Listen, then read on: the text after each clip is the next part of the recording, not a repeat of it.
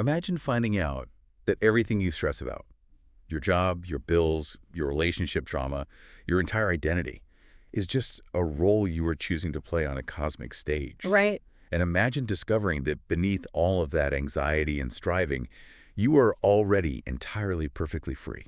It's wild. It really is. Today, we are exploring a mind-bending philosophy that completely flips the script on how we view existence, suffering, and human potential. Welcome to the Deep Dive. We are so thrilled to have you with us for this journey. And before we get started, I just want to humbly ask that if you are enjoying the content we curate for you on the Simplified Summary YouTube channel, please take a second to like, share, and subscribe. Yeah, it deeply helps the channel grow. Exactly. It allows us to keep bringing these curated knowledge deep dives to the world for you and for everyone else who just, loves to learn. It really does make a massive difference. We appreciate you being here, and the topic we have for you today is, frankly, monumental. It is one of those philosophical frameworks that, once you understand it, it permanently alters the lens through which you view reality. Monumental's the perfect word. Our mission today is diving into the foundational writings and speeches of Swami Vivekananda. We are specifically focusing on excerpts from his complete works, pulling heavily from volumes 1 and 3. Yes. Our goal is to distill the core of his incredibly potent message.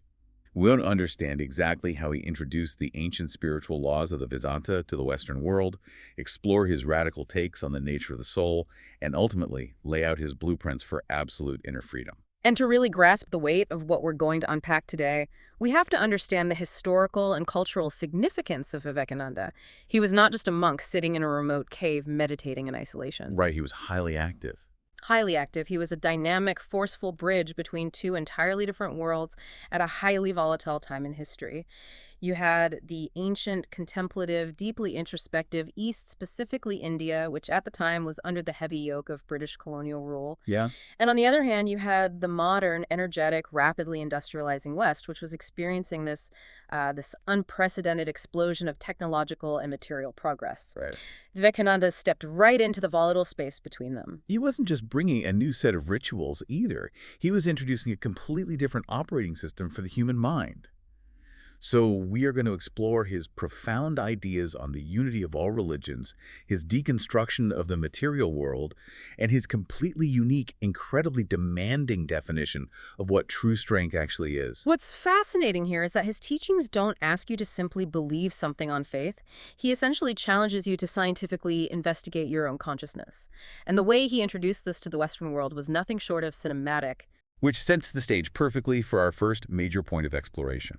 We really have to travel back to a very specific, highly dramatic moment in history. The 1893 World's Parliament of Religions in Chicago. Oh, what a scene. Right. Imagine the scene for a moment. It's the tail end of the 19th century in America. The Industrial Revolution is just roaring. Chicago is hosting the world's Columbian Exposition, celebrating the 400th anniversary of Christopher Columbus's arrival in the New World. It was a massive undertaking. Huge. It's a showcase of massive architectural achievements, early electricity, machinery, basically a giant monument to human conquest over the physical world. There's this massive sense of youthful, tumultuous American modernism.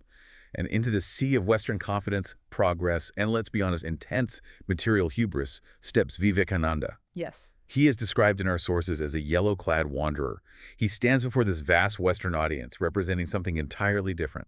The calm, ancient ocean of Indian spiritual development. It's the ultimate point of confluence.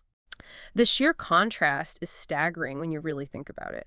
You have Chicago, which was often described as the Western civic queen, teeming with life, eager interests, commerce, and a kind of chaotic, forward-thrusting, modern energy. Right. And facing this audience of thousands of Western intellectuals, clergy, and industrial titans is a man carrying a tradition that dates itself from the Vedas, a tradition that remembers its philosophical awakening in the Upanishads thousands of years prior. It's deep time. Exactly. He represented a worldview to which even the ancient Greeks or the rise of Buddhism were considered relatively recent events. It was a staggering collision of two mind floods, the energetic, external-focused modern world rushing headlong into the ancient, internal-focused Eastern philosophy, all on one platform. And when it's his turn to speak, he doesn't just offer a polite, diplomatic greeting. He fundamentally challenges the very way the Western world views the concept of religion itself. He brings up this incredible distinction between universal acceptance and mere tolerance. Now, on the surface, tolerance sounds like a great thing. We preach tolerance all the time today, but he essentially says tolerance is not enough and is actually flawed. Why is tolerance a problem in this framework? It is a crucial distinction, and one that resonates perhaps even more strongly in our highly polarized world today. He points out that Hinduism, the tradition he was representing, doesn't just tolerate other religions. Tolerance, if you really analyze the psychology behind it, has a distinctly condescending undertone. Oh, interesting. Think about it. When you say you tolerate someone's belief, the subtle implication is, I have the absolute truth, and you are fundamentally wrong, but because I am so civilized and gracious, I will put up with your error. I will allow you to exist in your wrongness. Wow, yeah, I never thought about it like that. Vivekananda rejected that entirely. He declared to that audience that his faith doesn't merely tolerate, it accepts all religions as true. That is a massive paradigm shift. It completely eliminates the hierarchy of belief. Exactly. He quotes a beautiful ancient hymn from his childhood to illustrate this exact point. He says, as the different streams having their sources in different places all mingle their water in the sea, all lead to thee. He's presenting a theology where the ultimate reality, the divine, is the ocean. And every single religion, whether it is an incredibly complex philosophical system or a very simple indigenous belief structure, is just a stream. Some streams are straight, some are incredibly crooked and wind through mountains and valleys, but they are all made of water, and they are all ultimately heading toward the exact same ocean. I love that visual. It totally reframes how we look at human belief. Instead of viewing different religions as competing sports teams where only one can win the championship, they're all just different topographical roads to the exact same destination. No, on. But he had a very specific and frankly hilarious way of calling out the echo chambers of these different religions that refuse to see that ocean. Didn't he use an analogy from his childhood about a well to drive this point home? Yes, the famous frog in the well. It's a brilliant piece of storytelling because it disarms the audience with a fable before delivering a devastating philosophical critique. He asks the audience in Chicago to imagine a frog that has lived its entire existence in a small well. Okay. It was born there, grew up there, and it spends its days swimming around, eating little worms, thinking it is the absolute master of a pretty vast domain. It gets sleek and fat in this well, completely content. Then one day, another frog happens to fall into this well, but the second frog comes from the sea. Oh boy. Right. So the well frog looks at this newcomer and asks, "Where are you from?" The sea frog says, "I am from the sea." The well frog, trying to comprehend this, asks, "Is your sea as big as my well?" And he takes a little leap across the water. Nice. The sea frog laughs and says, "My friend, how can you compare the sea with your little well?" So the well frog takes a bigger leap from one side to the other and asks, "Is your sea this big?" "Nonsense," says the sea frog. "The sea is vast. It has no boundaries you can see." Finally, the well frog gets angry. His entire worldview is being threatened. He declares, "Nothing can be bigger than my well. This fellow is a liar, so turn him out." It's so simple, but it perfectly captures the psychology of a closed mind. We laugh at the frog, but we do the exact same thing. If we connect this to the bigger picture, Vivekananda is using this fable to perfectly illustrate the absolute absurdity of sectarianism, bigotry, and ideological tribalism. He told that audience of religious leaders, the Hindu sits in his own little well and thinks it's the whole universe. The Christian sits in their little well thinking it's the whole universe. The Mohammedan sits in their little well thinking the exact same thing. Yeah. Every single one of us is prone to sitting in our own little well, completely dismissing the vast ocean of human experience and divine truth that exists outside of it, simply because it doesn't fit our limited parameters. It's the ultimate call-out of the ideological echo chamber, well over a century before social media algorithms even existed to trap us in them. And it goes way beyond just religion. We build our little wells of political ideology or our scientific paradigms or our professional bubbles, and we aggressively convince ourselves that our specific well is the entire ocean. Absolutely. Anyone who comes from the sea with a bigger perspective is immediately branded a liar or a threat, and we try to cast them out. Vivekananda's entire mission at that parliament, and frankly throughout his entire life, was to shatter these wells. And that transition moving from the specific dogmatic well to the universal boundaryless ocean requires a massive shift in how we understand the very foundation of spirituality.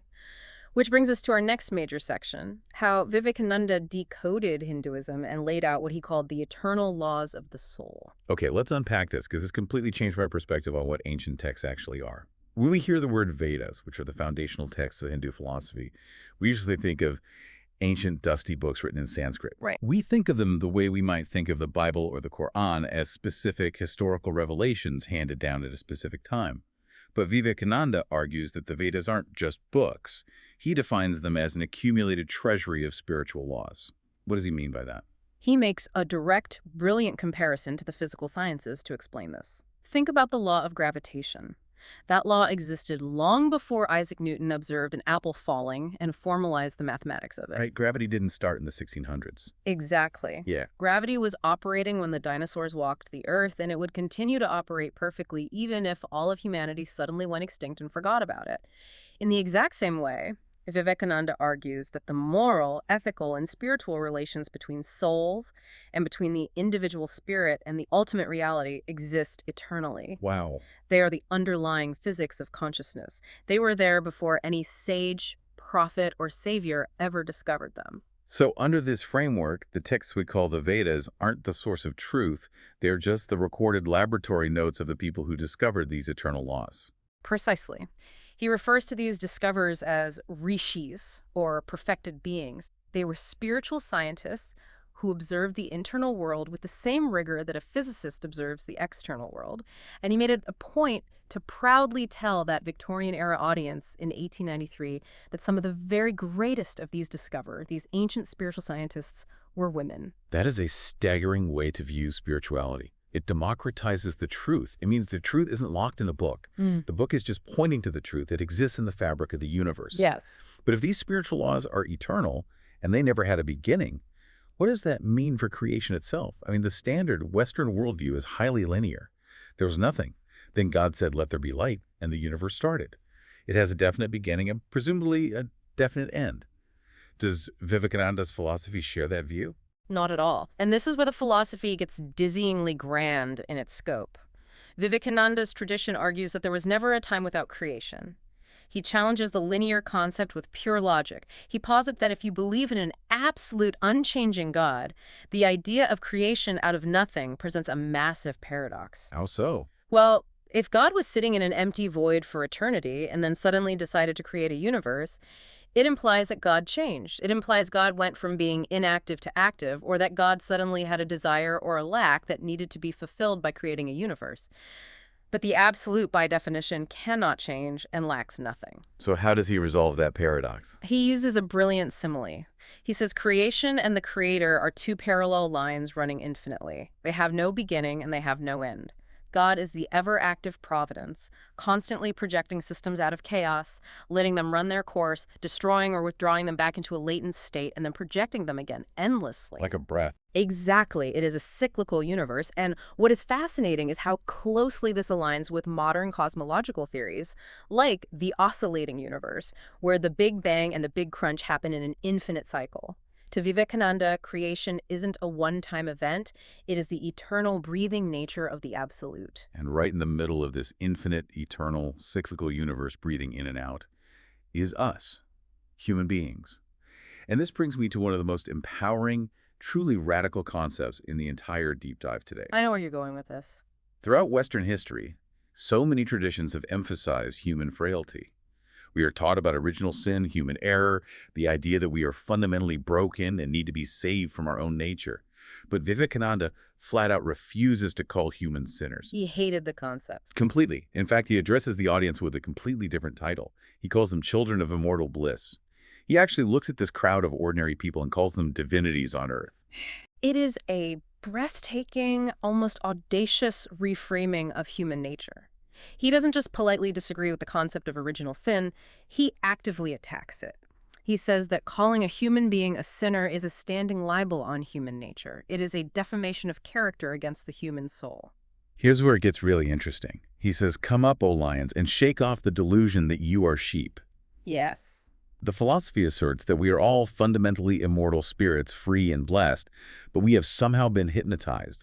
We have been conditioned lifetime after lifetime to believe that we are just these fragile, decaying bodies made of matter.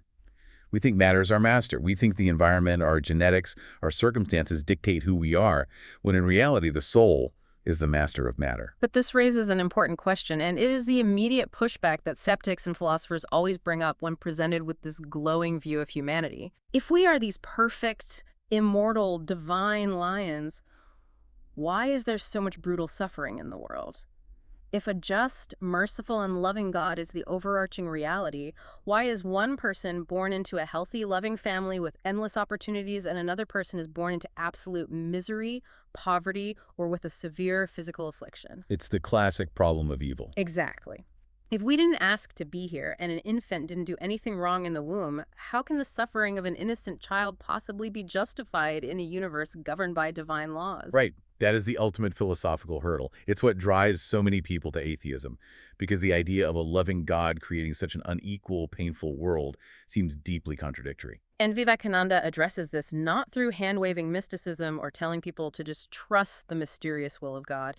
He addresses it through the rigorous, unyielding logic of karma and reincarnation. He contextualizes reincarnation not as some spooky paranormal event, but as the ultimate, inescapable law of cause and effect applied to consciousness. Okay, break that down for us. He argues that if a creator God simply made some people happy and others miserable on a whim, or based on arbitrary grace, that would make God inherently cruel and partial. It would make God a tyrant. Therefore, if the universe is fundamentally just, the causes of our current deeply unequal conditions must have existed before our birth. And what are those causes? They are our own past actions. Wait, so let me challenge that, because to a lot of modern ears, that sounds a bit like victim blaming. If someone is suffering, is karma just a cosmic ledger saying, well, you did something bad in a past life, so you deserve this? That feels harsh. It is a very common misinterpretation, but Vivekananda's view of karma is much more nuanced than a system of cosmic punishment and reward. It is entirely about physics, not judgment. The text explains that every single action we take and every single thought we think leaves an impression on the mind. Through repetition, these impressions form habits, or what he calls acquired tendencies. In Sanskrit, these are called samskaras. Samskaras, okay. When the physical body dies, the soul does not lose these acquired tendencies. The soul, carrying the specific momentum of all its past choices, naturally gravitates toward and takes birth in a physical body and environment that is the absolute fittest instrument for displaying and working out those specific tendencies. So it's not a punishment. No, it's not a divine judge slamming a gavel and sentencing you to a hard life. It's the natural law of momentum, action, and reaction. You are the architect of your own destiny, and you are currently inhabiting the house you built for yourself. Okay, that makes it about ultimate personal responsibility rather than punishment. But the immediate pushback I had when reading this, and I'm sure everyone listening has the exact same thought, is, well, if I lived before and I made all these choices that are dictating my current life, why don't I remember any of it? If I was a king or a peasant in 14th century France, shouldn't I have some memory of that? It is the most natural question to ask, and he has an incredible answer for this, using an analogy about how human memory and language actually function. He tells the audience, think about your mother tongue. Think about the English language we are speaking right now. Sure. When you are just walking around the grocery store or eating dinner, you are actively thinking of every single word in your vocabulary. The dictionary of your mind isn't sitting right there on the conscious surface. But the exact second you need to speak, the second you try to express a thought, the right words instantly rush to the surface. That's a great point. I don't walk around thinking about the definition of apple. But if I see one, the word is there instantly. It's a perfect illustration of how consciousness works on a broader scale. He argues that what we call our conscious mind, the part of you that is aware of listening to this deep dive right now, is just the tiny superficial surface of the mental ocean. The vast, unfathomable depths of that subconscious ocean hold all of our stored experiences from countless past lives. They are not destroyed, they are just submerged. And can we access them? If we truly struggle and learn how to dive into those depths, which is a specific meditative practice in these traditions, those memories can be brought to the conscious surface. But for most of us, they simply manifest as our innate talents, our inexplicable phobias, and our baseline personality traits. So synthesizing all of this, we are these eternal divine lions, entirely responsible for our own conditions, temporarily trapped in physical bodies, playing out the momentum of our past actions over countless lifetimes. That is a heavy realization. It is. And it leads directly to the most practical question: how do we get out? How do we stop the spinning wheel of cause and effect? And that brings us to section 3, the paths of yoga, starting with karma yoga, the path of action. Karma yoga is profoundly relevant for anyone listening to this deep dive who feels overwhelmed by the daily grind. It is the science of finding absolute liberation, not by running away to a Himalayan forest and living in a cave, but right in the middle of your everyday work, your family obligations, and your civic duties. But Vivekananda introduces it with a statement that sounds completely counterintuitive to the modern ear. He boldly states every duty is bondage. Okay, stop right there, because I have to push back on this. We are taught from childhood to be beautiful. Do your duty to your family, your duty to your job, your duty to your country.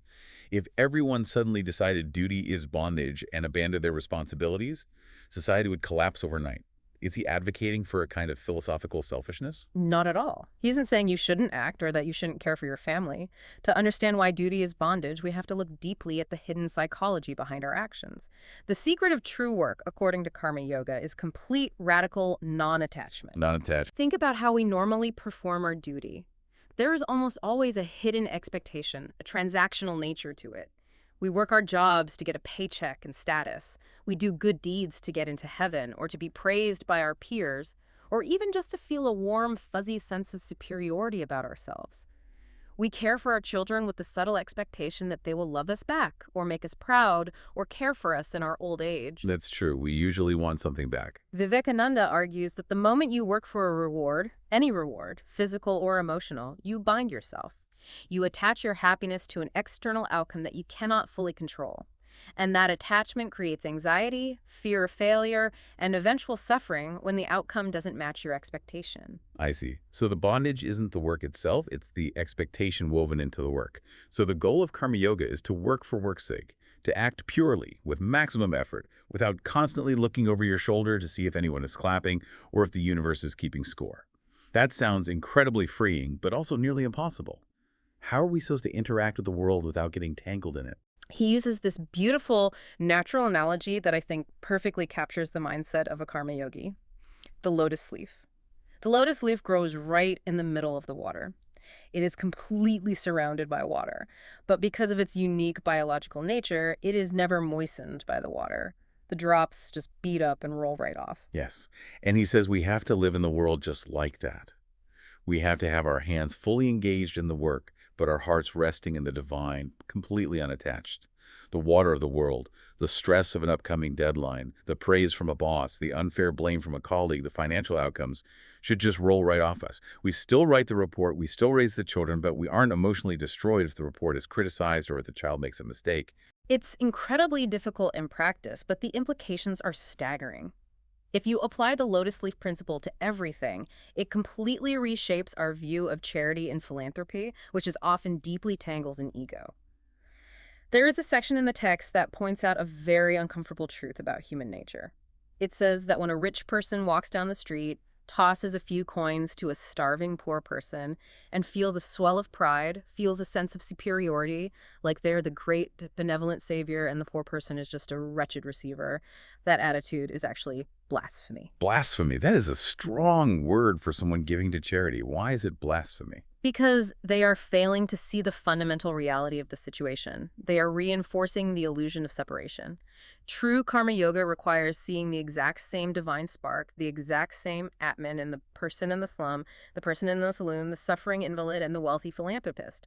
It requires recognizing that this entire universe is just a cosmic play, and we are all God's playmates taking on different roles. That is profound. The person you are helping is actually doing you a massive favor. They are providing you with the opportunity to exercise your compassion and thin out your own ego without attachment. You aren't saving them. You are worshiping the divine within them. The moment you think, I am helping you, you have lost the yoga. Wow. If we connect this to the bigger picture, what does a master of karma yoga actually look like in the modern world? How do you know if you are actually achieving this non-attachment or if you're just becoming apathetic? Because apathy looks a lot like a non-attachment from the outside. Right. That's exactly what I was wondering. It's a vital distinction. Apathy is deadness, non-attachment is supreme vitality. Vivekananda gives us a very clear, very challenging metric to measure our progress. He says the ultimate goal is to find the greatest rest in the midst of intense activity. Rest in activity. The true yogi is the person who can be in the absolute center of a raging storm, say, an ER doctor managing a multi-car pileup, or a CEO navigating a massive company crisis, or an activist fighting tirelessly for a cause. And internally, despite the frantic external movement, their mind remains as still and profound as the deepest ocean.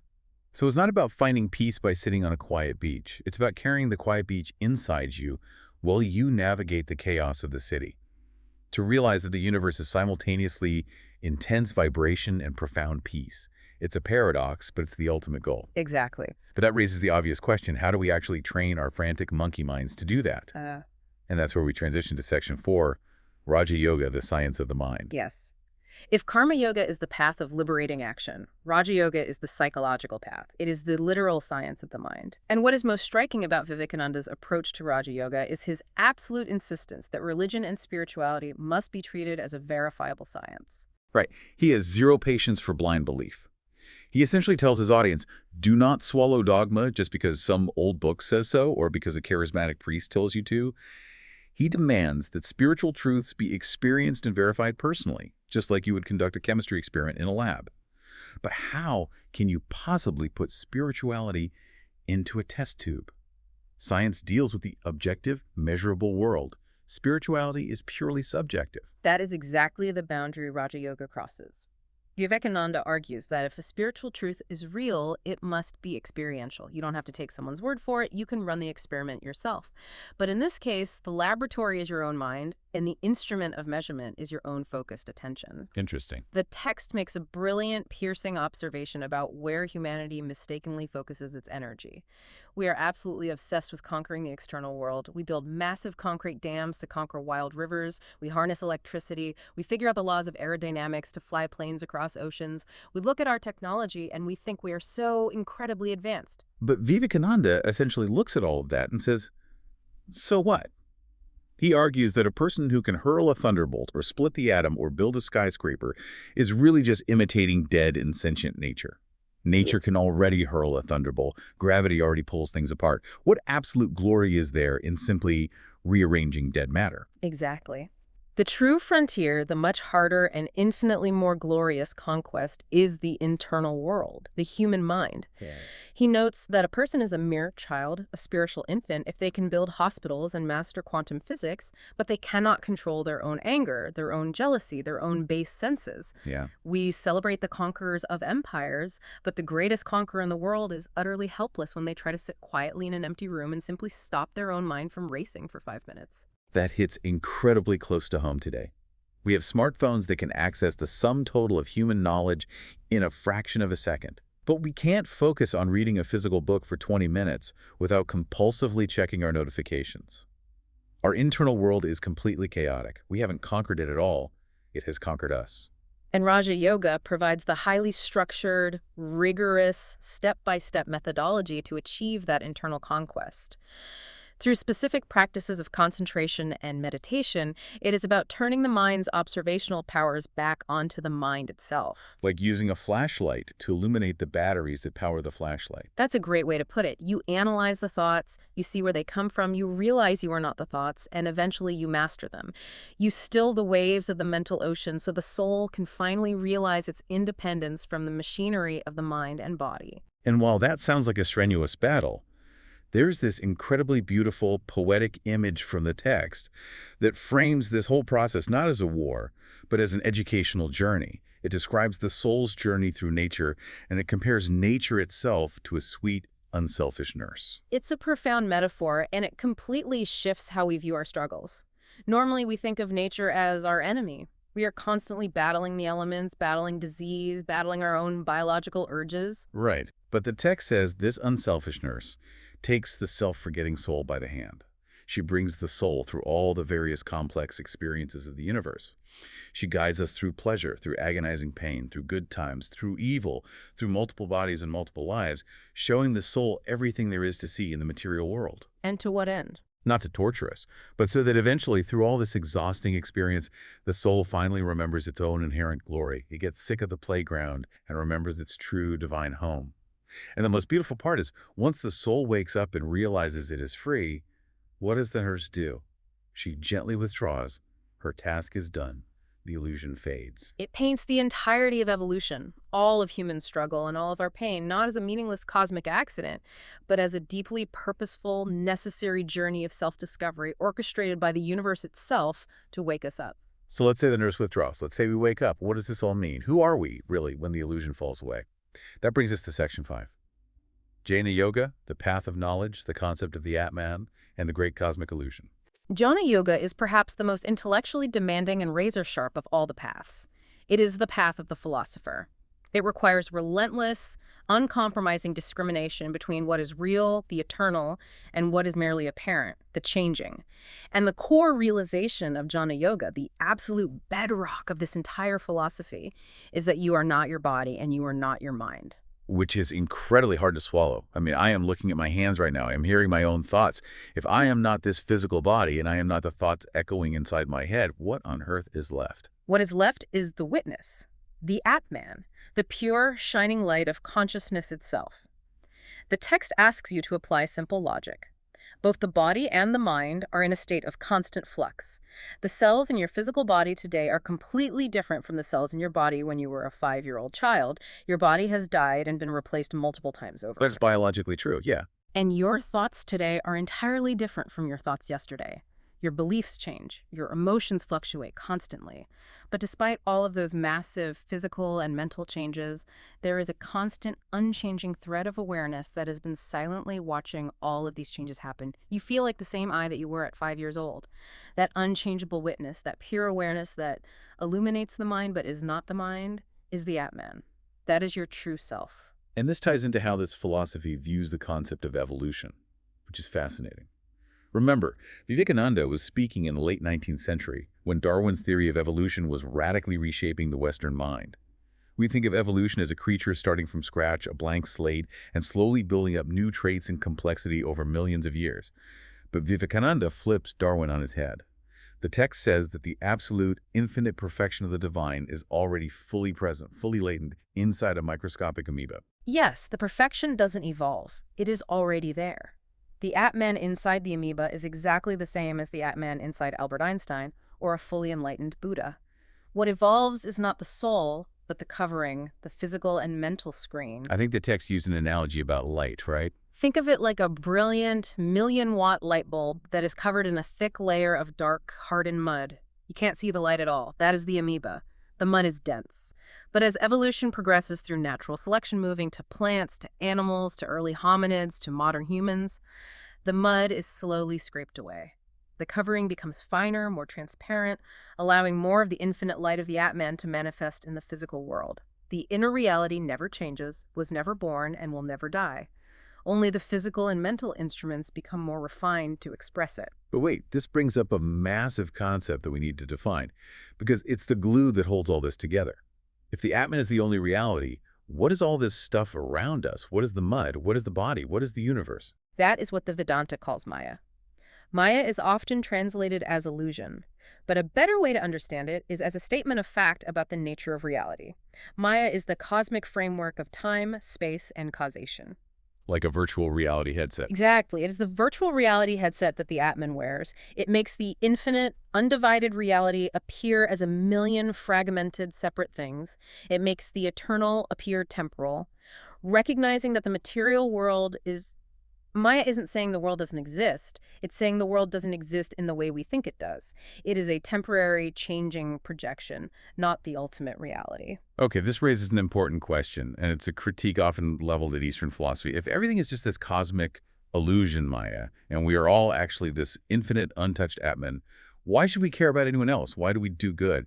If a person is suffering, and it's just their karma, and their body is just an illusion anyway, why build hospitals? Why fight for justice? Doesn't this philosophy lead to ultimate coldness? It's the most vital question of ethics, and Vivekananda's explanation of why we do good is perhaps his most genius synthesis. This raises an important question, and he answers it brilliantly. He argues that the rationale for all ethics, the reason we feel sympathy, the reason we are compelled to help a stranger, is the subconscious realization that we are literally all one. It's not just a nice poetic metaphor about the brotherhood of man. It's a literal metaphysical reality. Exactly. The separation you see between yourself and another person is just Maya playing tricks on you. Beneath the surface, there is only one universal self. Therefore, when you help someone else, you are not being a noble, superior savior reaching down to help a separate, inferior being. You are fundamentally, literally helping yourself. The idea of me and mine, what the Sanskrit calls ahamkara, which is ego, and mamata, which is possessiveness, is described as a dangerous superstition, a delusion. The only reason I can truly love you or anyone is because the exact same Atman that is shining in me is shining in you. Love is simply the soul recognizing itself in another form. To explain this profound freedom of realizing who we really are within the play of Maya, there is an analogy in the text that absolutely blew my mind. It is so visual. It's the analogy of the actor versus the beggar. Can you break that down? It is brilliant, and it perfectly encapsulates the goal of this entire philosophical system. Vivekananda asks you to imagine going to a grand theater. On the stage, there is an actor playing the role of a miserable, starving beggar.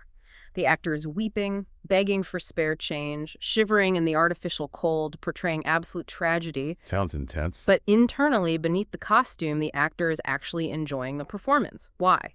Because he knows it's not real. He knows he is a highly paid actor, he knows the play will end, and he knows he is entirely free to walk off the stage, go out to a nice dinner, and go to sleep in a warm, comfortable bed.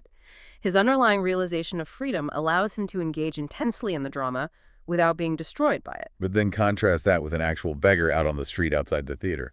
Right. The actual beggar on the street is performing the exact same physical actions, maybe even saying the exact same words, but the actual beggar is suffering horribly. His soul is crushed by the weight of it. Why? Because the beggar believes the absolute reality of his condition. He believes he is his poverty. He believes he is bound by it with no warm bed to return to. He lacks the knowledge of his underlying freedom. The deep dive we are doing today ultimately asks you, the listener, a very pointed, very personal question. Are you playing the role of your life with the freedom of the actor or the absolute misery of the beggar? That is the core of it. Are you so completely identified with your job title, your bank account, your social status, your relationship drama, that you suffer horribly every time there's a minor change in the script? Or can you step back and say, I am the infinite Atman. I am currently playing the role of a mid-level manager dealing with a stressful project, or a parent dealing with a rebellious teenager, but that is just a role on the stage of Maya. Beneath this costume, I am eternally, perfectly free. And it was that specific realization of ferocious, unshakable freedom that Vivekananda brought back to his homeland after his years in the West. Which leads us to the final section of our exploration today, his triumphant return to India, journeying from Colombo to Almora, and his fiery, deeply challenging call to action for his people. You would think returning as this massive global success, having practically conquered the Western intellectual worlds with Indian philosophy, he would just tour the country offering his countrymen comforting, soothing, mystical words. India was suffering deeply under British rule, impoverished and demoralized. You'd think he would tell them to just meditate and endure it. You would think so. But he doesn't. He delivers a fierce, almost aggressive wake-up call. He looks at the state of India and tells his people to violently reject what he calls weakening mysticisms. He was incredibly blunt, to the point of shocking many traditionalists. He saw a nation that had been subjugated for centuries, and he believed that dwelling on esoteric superstitions, obsession with secret societies, occult powers, and highly theoretical passive philosophy was actively destroying them. It was making them soft and subservient. He demanded action. He demanded physical and mental vitality. He literally said, "What our country now wants are muscles of iron and nerves of steel." That is not the typical image we have of a serene, peaceful yogi meditating in a cave. Why did he emphasize physical and mental toughness so much? Because you cannot realize you are the infinite, untouchable Atman if you are paralyzed by fear, or if you are physically starving and terrified of your oppressors. Strength is the absolute prerequisite for spiritual realization. He asserted that weakness is the only true sin. Fear is the root of all misery. He pointed his people back to the ancient Upanishads, describing those texts not as gentle lullabies to put you to sleep, but as a trumpet voice calling upon the weak, the miserable, and the downtrodden to stand on their own 2 feet and claim their freedom. So no more passivity. Exactly. He wanted to strip away all the magical thinking, the astrological obsessions, the paralyzing rituals, and get back to the raw core of Vedanta, the infinite explosive power of the human soul. But even with this fierce call for massive muscular strength, he still recognized the unique, subtle way that India's philosophy influences the rest of the world. He talked about the silent fascination of India. Yes, he contrasted India's historical footprint with other great nations. Look at the Roman Empire, or the British Empire of his day. Many empires conquered the world with fire and sword, forcing their culture, language, and religion upon others through violence and economic subjugation. But he noted that Indian spiritual thought operates entirely differently. It conquers through a slow, silent fascination. He compared it to the morning dew, right? Yes, unseen, unheard, falling gently in the dark, but ultimately bringing the whole world into bloom. The ideas of the Atman, of karma, of universal oneness slowly permeate global thought, subtly reshaping how humanity views peace and interconnectedness.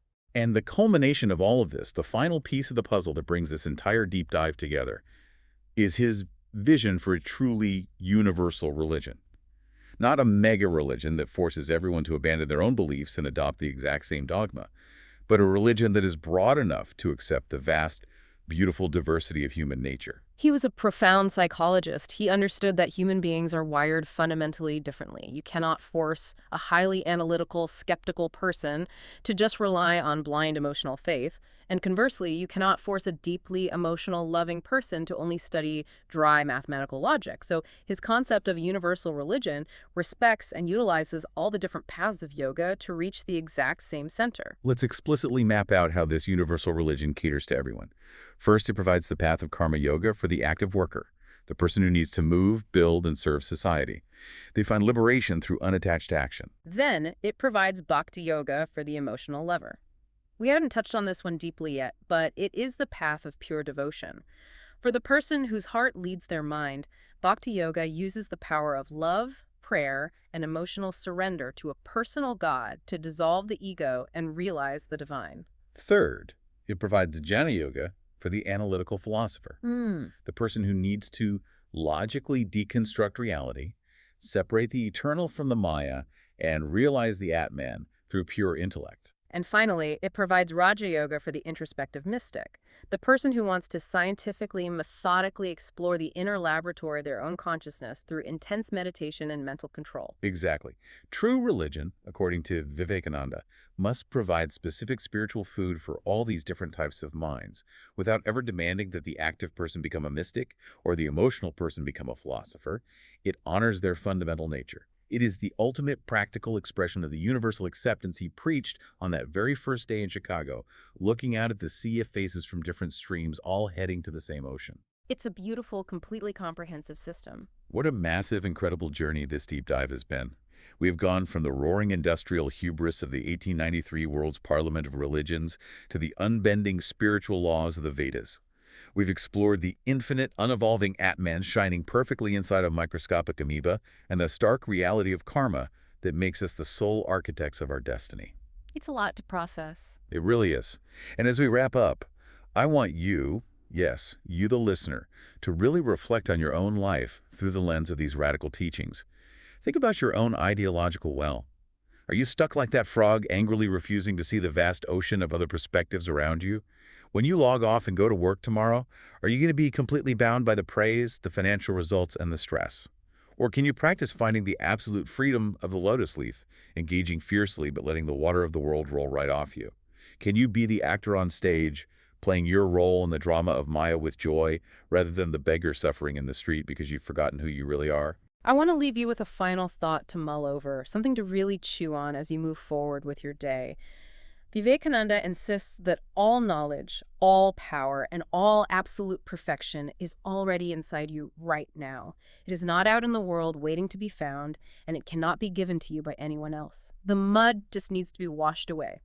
So, I ask you, if you truly, deeply believed right in this exact second that your true self could not be harmed, could not fail, and was already entirely infinite, what is the very first thing you would do differently when you wake up tomorrow morning? That is the ultimate question to carry with you. Thank you so much for taking this deep dive into the complete works of Swami Vivekananda with us. It has been an absolute honor to explore these incredible sources with you.